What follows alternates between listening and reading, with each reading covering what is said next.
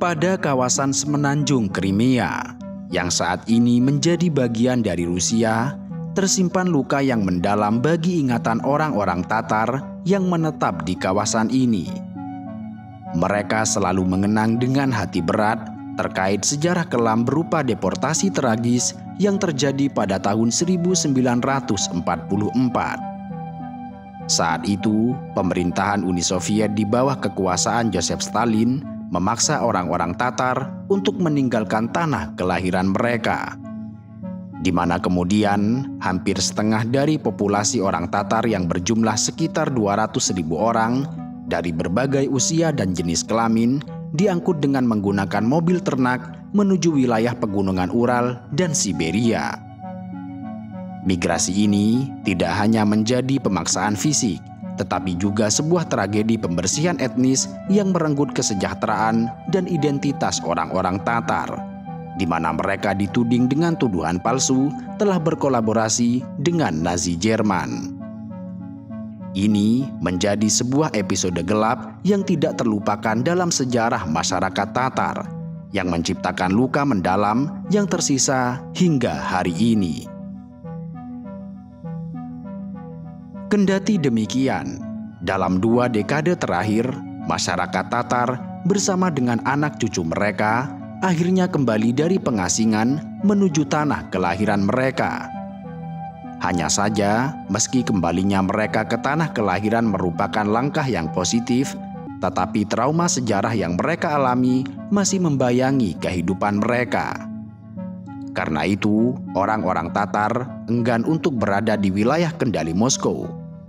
Demikian ini karena Moskow berperan sebagai pusat pengendali pemerintahan Uni Soviet pada era kejayaan dan kekejaman Joseph Stalin.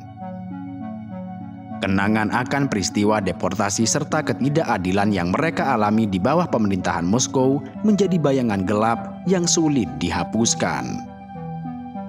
Padahal dulunya, bangsa Tatar memegang peran penting sebagai penguasa di wilayah yang kini dikenal sebagai semenanjung Crimea. Sejarah panjang mereka dengan Rusia menandai hubungan kompleks yang melibatkan berbagai aspek, seperti hubungan dagang, kerjasama, perkawinan, dan persilangan budaya selama berabad-abad. Etnis Tatar merupakan salah satu kelompok etnis berbahasa Turkik yang mendiami sejumlah wilayah di Eurasia. Eurasia adalah istilah yang mengacu pada wilayah yang membentang di Asia dan Eropa, dan tidak ada batasan geografis yang tegas di antara keduanya. Wilayah ini membentang dari semenanjung Skandinavia di Eropa Utara hingga semenanjung Kamchatka di Rusia Timur, serta dari Kepulauan Svalbard di Laut Arktik hingga semenanjung Malaya di Asia Tenggara. Tatar pertama kali muncul pada peta di sekitar tahun 1241 Masehi. Kala itu, keturunan dari Genghis Khan bernama Batukan melakukan kampanye militer yang ambisius. Dia bersama pasukannya melintasi daratan yang luas, meruntuhkan pertahanan kota-kota dan negara-negara yang mereka temui di wilayah Eropa Timur dan Eropa Tengah. Selama gelombang serangan Mongol, Batukan menginvasi berbagai wilayah yang dihuni oleh etnis Tatar, seperti Tatar Crimea yang mendiami semenanjung Crimea yang kaya akan sejarah, Tatar Volga yang tinggal di sepanjang sungai Volga yang subur dan strategis, Tatar Siberia di Siberia, dan Tatar Ural di wilayah Ural, serta Tatar Kazan di ibu kota Kazan yang merupakan pusat administrasi Republik Tatarstan yang merupakan wilayah otonom di Rusia. Kendati demikian, tidak semua kelompok etnis Tatar bersentuhan dengan gelombang invasi Mongol. Tatar Balkan yang tinggal di wilayah Balkan, terutama di Bulgaria dan Rumania, tidak secara langsung terlibat dalam pengaruh Mongol. Mereka tinggal di wilayah yang berbeda dan tidak terkena dampak invasi secara langsung. Setelah invasi Mongol dan pembentukan kanan Mongol Golden Horde, sejumlah etnis Tatar menyebar dan bermigrasi ke berbagai wilayah. Peristiwa ini segera diikuti oleh awal dari diaspora atau penyebaran bangsa Tatar yang seiring waktu terus berkembang. Pada abad ke-15, bangsa Tatar Crimea mendirikan Kesultanan Crimea di semenanjung Crimea. Kesultanan ini menjadi pusat perdagangan dan diplomasi di Laut Hitam. Dan pada abad ke-20, di bawah kendali Uni Soviet, kebijakan kolonial diterapkan di wilayah-wilayah yang dihuni oleh bangsa Tatar. Masa ini dicirikan oleh pembersihan etnis dan deportasi massal di bawah pemerintahan Joseph Stalin. Selama pemerintahan Joseph Stalin, bangsa Tatar menghadapi kondisi yang sulit dan penuh dengan tantangan.